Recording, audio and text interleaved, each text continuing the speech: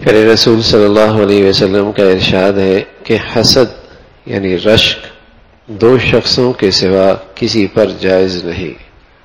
ایک وہ جس کو حق تعالی شان و قرآن شریف کی تلاوت عطا فرمائے اور وہ دن رات اس میں مشغول رہتا ہے.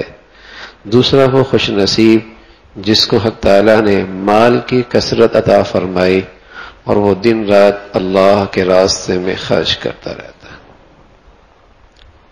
اللہ کے نبی صلی اللہ علیہ وسلم سے بڑھ کر دور اندیش اور چیزوں کی حقیقت اور قدر و قیمت سے کون باخبر ہو سکتا ہے. آپ فرمانے لگے دو شخص ایسے ہیں جن کا عمل اتنا مبارک ہے، اتنا عظیم ہے، اتنا قابل رشک ہے کہ جنہیں دیکھ کر آدمی کہہ سکتا ہے کاش کہ میں بھی ایسا ہوتا. ایک جسے اللہ رب العزت نے قرآن کی تلاوت کا ذوق شوق عطا فرمایا ہو اور ہر وقت قرآن کی تلاوت کرتا. حضرت قاری فتح محمود صاحب رحمۃ اللہ علیہ تھے.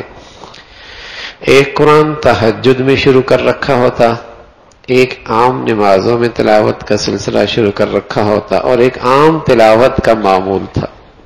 تین تین قرآن، اور یہ کوئی مہینے نہیں لگتے، دنوں میں قرآن ختم ہوا کرتے. تہجد کا قرآن الف ختم ہو رہا ہے، نمازوں میں پڑھے جانے والا الف ختم ہو رہا ہے، عام تلاوت کا معمول الگ ختم ہو رہا ہے. یہ جو تلاوت کی معمولات کی ترتیب آپ نے قرآن میں دیکھی ہوگی، ایک منزل، دو، اس 7 منزلیں مسلمان ہفتے کو قرآن شروع کرتا، جمعے کو اپنا قرآن ختم کر لیا. یہ عام مسلمانوں کی تلاوت کا معمول تھا، ایک منزل روز پڑھ لیا کرتے تھے. مسلمان معاشرے میں تصور نہیں تھا کہ مسلمان ہو اور اس کی زندگی میں تلاوت نہ ہو. الذین آتیناہم الکتاب یتلونہ حق تلاوتی اولئک یؤمنون بہ. وہ لوگ جنہیں کتاب ملی ہے وہ تلاوت کا حق ادا کرتے ہیں، اور قرآن پر ایمان والے بھی یہی ہیں. یہ وہ لوگ ہیں جنہیں جو کہ تلاوت کا حق ادا کرتے ہیں اور قرآن پر ایمان لانے والے بھی یہی ہیں. میرا دعویٰ کہ میں قرآن کو مانتا ہوں کافی نہیں، اس کی شہادت یہ ہے کہ تلاوت کیسے کرتا ہے.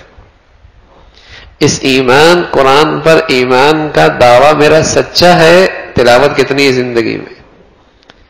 اولئک یؤمنون بہ، یہی لوگ ہیں جو اس قرآن پر ایمان لاتے ہیں.